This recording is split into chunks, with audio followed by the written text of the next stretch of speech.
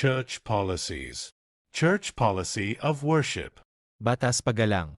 Ang bawat pamilya at bawat paaralan ay mayroong batas na binubuo. Ang batas paggalang ay binubuo upang magkaroon kaayusan at ang bawat pumasok ay magbigay galang.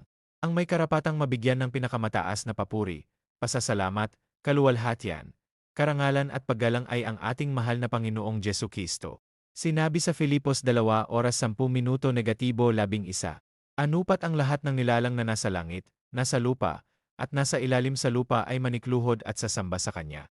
At ipapahayag ng lahat na si Jesucristo ang Panginoon, sa ikararangal ng Diyos sa lahat ng miyembro sa Rebuild the Church of Jesus Christ Worldwide Mission Ministry, sapagkat ito ang nararapa. Simbahan. Ang simbahan ay isa sa mga lugar na pinupuntahan ng maraming tao. Sa simbahan ang mga tao ay magbibigay pasasalamat, patotoo sa ginawa ng Diyos sa kanyang buhay, papuri, pakikinig sa mga mensahe, pagdadasal, at iba pang mga espiritual na gawain. Ang ibig sabihin, ang simbahan ay tahanan na dapat mabigyan ng pag-espeto sapagkat dito makipag-usap ang tao sa Diyos. ANG dapat ibigay essay Diyos. Pagpunta essay simbahan. Panloob ng TA 1. Ibigay ang malinis na puso sa Diyos. 2. Ibigay ang pinakamataas na papuri sa Diyos. 3. Ibigay ang pinakamataas na pasasalamat sa Diyos. 4. Ibigay ang malinis na isipan. 5. Ibigay ang para sa Diyos na mga bagay katulad ng ikapu at handog. Ang labas ng TA. 1. Yenji damit para essay babae. A. Ang pantalon ay hindi maaling isusuot ng mga babae sa lahat ng panahon ng pananambahan at sa lahat ng gawain sa Diyos. B. Ang palda na lampas sa tuhod lamang ay maaring isusuot sa lahat ng panahon ng pananambahan o may gawain para sa Diyos. C. Ang damit pang taas sa lahat ng mga babae ay kailangang nararapat lamang ang isusuot sa lahat ng panahon ng pananambahan o may gawain para Diyos. 2. Yenji damit para essay lalaki. A. Ang pagsuot ng short ay hindi maaling isusuot sa lahat ng panahon ng pananambahan.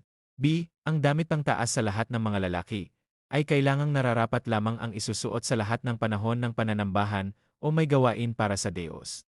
3. Yenji bawat isa. A. Mahigit na ipinagbabawal sa lahat ng miyembro, matagal o bago pa lamang, at sa lahat opisyales ang pagwento sa kanyang katabi panahon sa seminar. Sunday school. Pagsamba at pagpuri sa Diyos.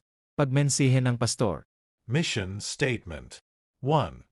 Proclaiming salvation and repentance through preaching, teaching, and sharing God's message. 2.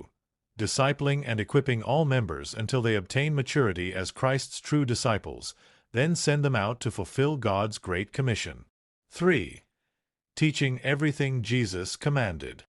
Matthew 28 verses 19-20. Vision statement. 1. Each one brings one to Jesus. 2. Establish house fellowship in all location. 3. Members must always obey the words of God.